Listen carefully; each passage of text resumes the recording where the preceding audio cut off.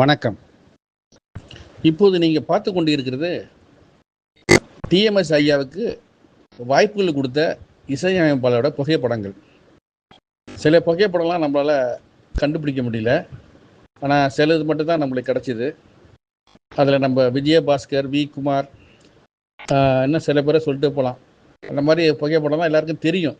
ஆனால் இப்போ நம்ம போட்டுக்கிற புகைப்படம் முடிஞ்ச வரைக்கும் யாருக்கும் தெரியாது என்பதை தாழ்மையுடன் தெரிவித்துக் கொள்கிறேன். வணக்கம். அனைத்துடைய டிஎம்எஸ் ரசிக பெருமக்கள் அனைவருக்கும் ஒரு செய்தி.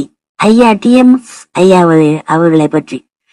ஆக்சுவலா ஐயாவுக்கு மொத்தம் கிளை இசை பாடல்கள் மட்டுமே 10,132 பாடல்களுக்கு மேல படிச்சிருக்காரு. 3,100 சம்திங், அதாவது 3,162 படங்கள், திரைப்படங்கள். அதுல 10,132. இது இல்லாம பக்தி பாடல்கள் மட்டுமே 2,300 மேல பிடிச்சிருக்காரு. கடைசியா ஒரு 3 வருஷம் அவரு எங்கேயுமே பாடுவதற்கு போகவில்லை.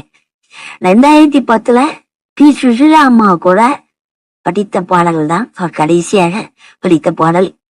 அந்த பாடல் என்ன என்று எனக்கு ஞாபகம் இல்லை. ஏன்னா டைரக்டர் அவங்களுக்கு இசையமைப்பாளருக்கு கொடுத்த அவங்க பேரை சொல்றதுக்கே டைம் ஆகும், அந்த அளவுக்கு கொடுத்துட்டாங்க. குறிப்பிட்ட இதா பாத்தீங்கன்னா எஸ்.எம். சுப்பையா நாயுடு, அப்புறம் ஜி. ராமநாதன், எம்.எஸ்.வி., கே.வி. மகாதேவன், இப்போ இந்த டி. ராஜேந்திர ஐயா கூட அவருக்கு வாய்ப்பு கொடுத்திருக்காரு அவர் படத்துல பாடுறாய்ட்டு. ஆமா, அதே மாதிரி கதாநாயகனாகவும் நடித்திருக்கிறார். பாரம்பரியமாவே இசை குடும்பத்துல உள்ளவங்கதான். கோயில்கள்ல அந்த பாடல்கள்லாம் கோயில் திருவிழாக்கள் ஒன்றுதான் படிச்சுட்டு இருந்திருக்கிறாரு. அது 1945. ஆமா, அந்த வருஷத்துலதான் முதல் பாடல் அவரு திரைப்படத்துக்காக பிடிச்சது. அவருக்கு வயசு அப்ப 24, 1945. அதுக்கு முன்னால இருந்தே பாடிட்டு இருக்காரு கோயில் விழாக்களை.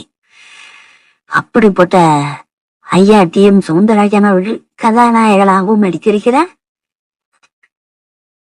கடைசியா அவர் ஒரு 3 வருஷம் மட்டும் பாடல்கள் எதுவுமே படிக்கல. இந்த விவரங்களெல்லாம் நம்ம சிங்கப்பூர் திராவிட செல்வன் சார் தான் நம்மளுக்கு சொல்லியிருந்தாங்க. அந்த அவருக்கு வாய்ப்பு கொடுத்த அனைத்து டைரக்டர் பெயரையும் நம்மளால சொல்ல முடியாது, அவ்வளவு பெரிய லிஸ்ட். அதுல நீங்க பாக்குற அந்த கிளிப்பிங்க கூட அந்த பேர் வரும், பாத்துக்கங்க.